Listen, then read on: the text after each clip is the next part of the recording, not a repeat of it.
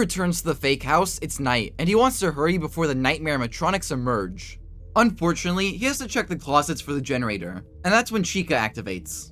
Without the gas running, he sees the very fake Nightmare Chica, who rolls on the tracks until she disappears into Rory's room.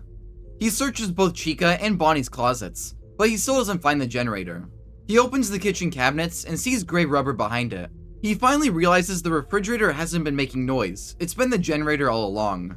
He rips away the rubber, which he figures out is soundproofing, and reveals the generator.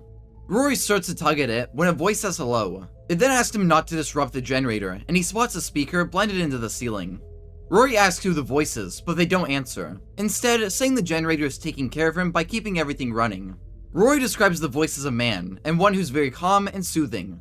While Rory doesn't know who the man is, I'm sure almost everyone here knows it's William Afton, the main villain in the original installments and the owner of Circus Baby's Entertainment and Rentals.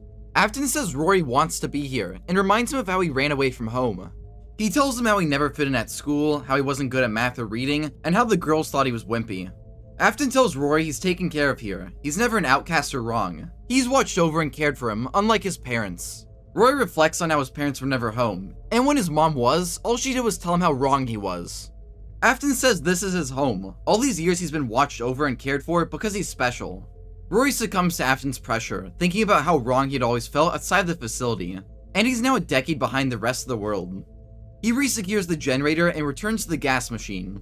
He realizes the reason it broke was because the power cord had come loose, setting off this whole chain of events. He plugs it back in and the gas resumes flowing. Rory climbs back through the refrigerator and into the house, and suddenly feels drowsy. He's then back to thinking he has a 7-year-old boy at home. He's confused why it's so late and goes back to his room and falls asleep in bed. The story ends with one last disturbing revelation. In a metal grate above the gas pump, a recorder rewinds, ready for the next time Rory wanders too far. William Afton's monologue was just a recording, one last precaution to prevent Rory from escaping. This story has a lot of implications for the games. It confirms the theory that Five Nights at Freddy's 4 was an experiment conducted by William Afton, and connected to the underground Circus Baby's Entertainment and Rentals facility. However, there are still some loose ends from this story.